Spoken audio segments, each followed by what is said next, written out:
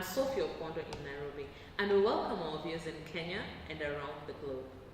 This program takes a global and exclusive look at sensitive issues affecting the public, directly and indirectly, what that will mean for us and what we can do about it. We will discuss subject matters like politics, health, education, arts, and culture.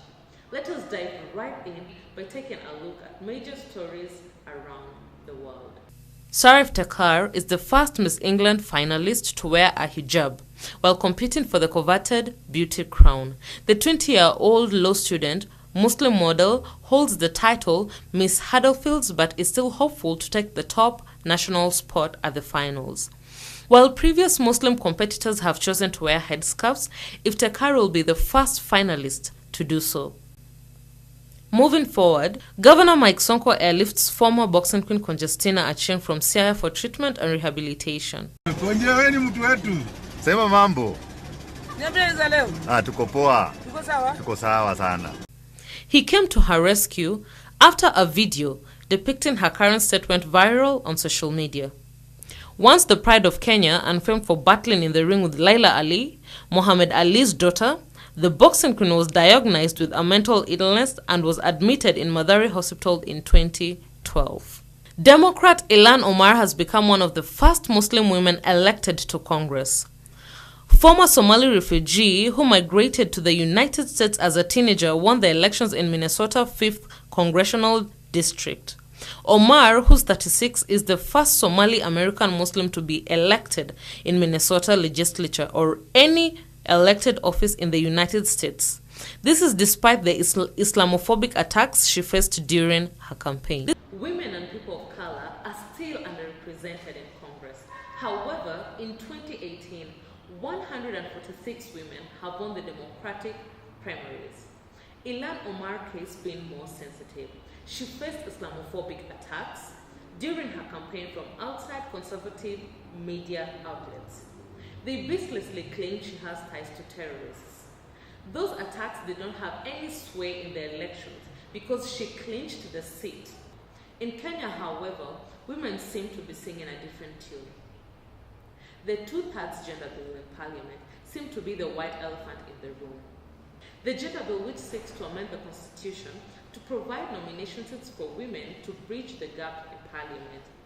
The gender bill has evoked negative reactions and misogynist views that women should fight head-on as their male counterparts if they want to get into politics.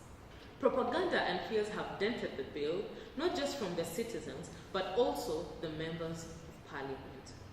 Parliament failed to achieve the quorum required to vote for the gender bill. It should be noted that this is not the first time this is happening. Majority Leader Aden Duale requested for the postponement of the vote to February 2019. A record of 136 MPs stayed away from the chamber in a clear protest against creating more seats for women to meet the constitutional 2/3 requirement, and they could not be accounted for other than Migori women representative Pamela Adhiambo, who is hospitalized. On our social media pages, we have Hebrews Wallan, who says,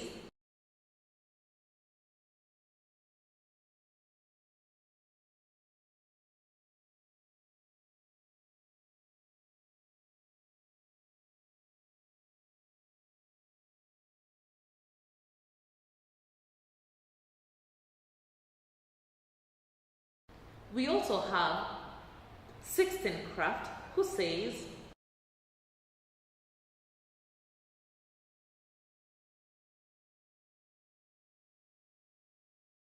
feel free to let us know what you think. My Twitter handle is @opondo_Sophie. Moving on to the next segment, we have our correspondent, Helen Wanjohi. Helen, can you hear me? Yes, Sophie, I can hear you. Helen, is it a gender bill or is it a women's bill? It's a gender bill, Sophie, not a women's bill.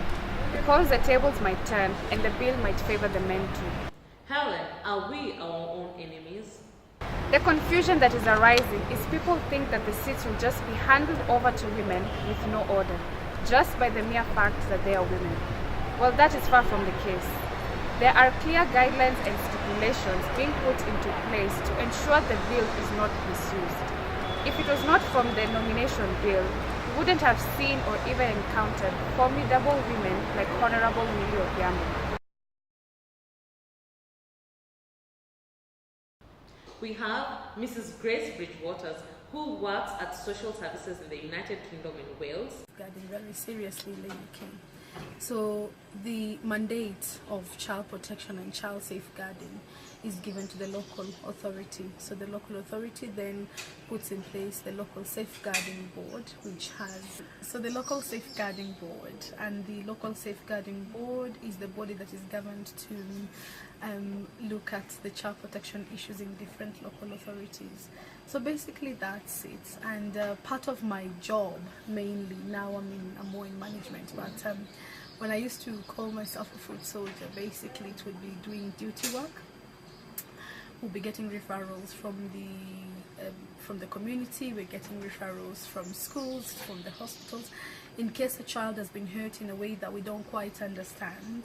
And if children are not going to school, if the house is not clean enough, basically if all the children's needs are not being met to a good enough standard, then we would be involved. And there are different categories of being involved, because we've got something we call a no further action. So we get a referral and then we feel this one does not hold enough water for us to go out.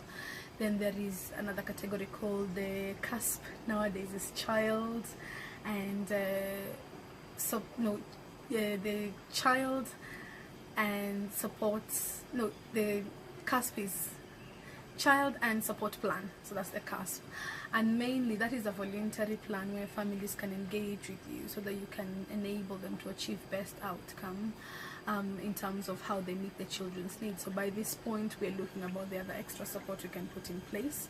If the lady struggles to wake up in the morning to prepare the children, we can put someone in place. We can get the school bus to come collect this child from school.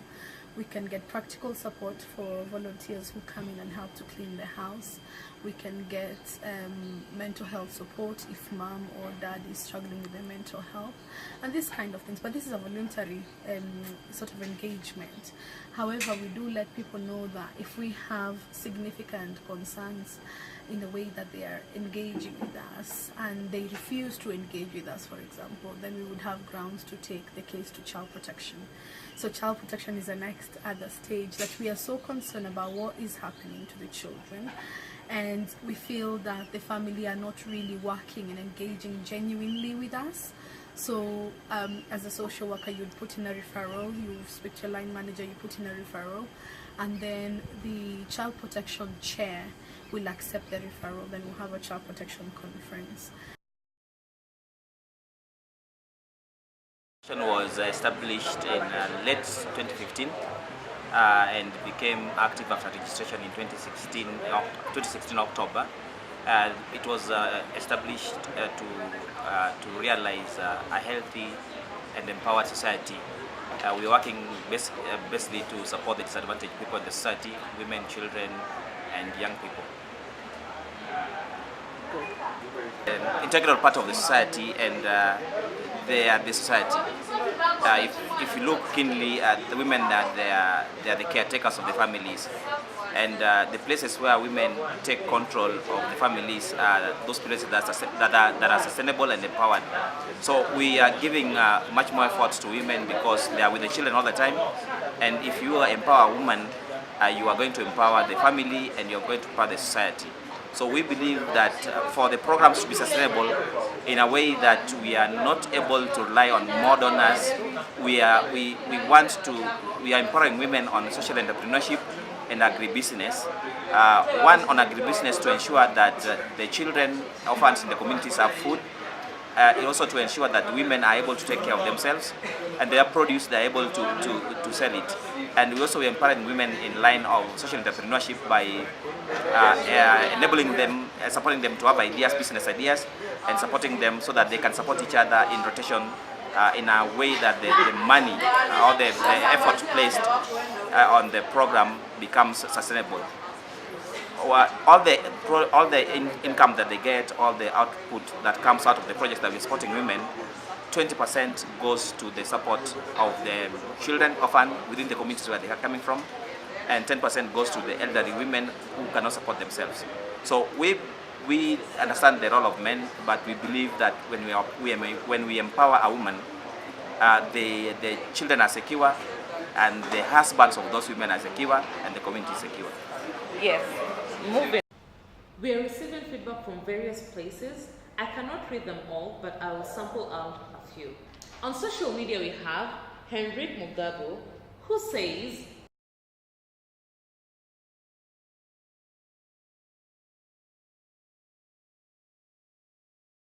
in recent years, the voices of survivors and activists through campaigns such as Me Too, Time's Up, Not One More, and others have erupted and cannot be silenced anymore.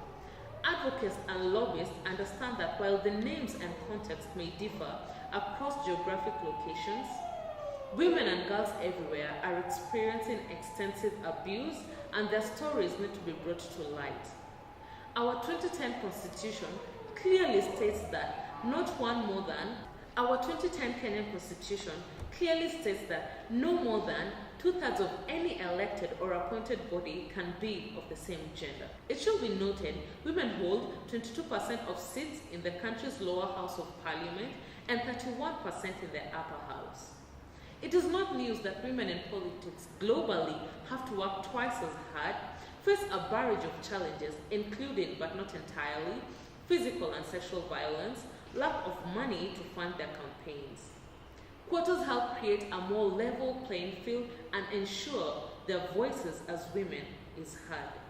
The percentage of women in Kenya's parliament is lower than its East African neighbors such as Ethiopia, South Sudan, Burundi, and Rwanda. This is according to Interparliamentary Union. The gender bill proposed provides for seats to be created if elections fail to achieve required numbers with candidates from the underrepresented gender. This can be either men or women. The underrepresented gender ought to be nominated so that they can be able to fill these positions. Opposition are using populist comments and sensational sexist slurs to portray the draft legislation as a women's bill rather than a gender bill, which it actually is. This provision could be men or women alike, like in the case of Rwanda, where currently more men are nominated to achieve the threshold of 2/3. Passing the gender rule is important for posterity, regardless of the gender. From the likes of Michelle Obama, Condoleezza Rice, Oprah Winfrey, Winnie Mandela, and the most recent US Somali refugee Ilhan Omar, it's easy to think that these women have broken the glass ceiling and nothing is holding them back except the perception that they have of themselves. But that can only be said hypothetically. Girls in some parts of this world still face early marriages, while female genital mutilation is still a nightmare to others. As women are trying to get a seat on the table and walk on the corridors of power, the journey has not been a walk in the park. Creating awareness and sending positive messages about women and girls' empowerment only gets the backlash of boys in this era that they need the empowerment too. The bill in Parliament has caused mixed reactions. Meet Shazim Kaka, working in the technical department of SACS and Fly 40, who agrees that women are over-empowered. This gender bill is not a favor being done unto women. It is a constitutional requirement that needs to be addressed. Ignorance is no longer an option. Few dare to be the dominant, but their existence in itself proves Kenyan women in politics are determined to make their voices be heard and get the bill implemented as required by the law. I am Sophie Opondo. See you next time. Same place.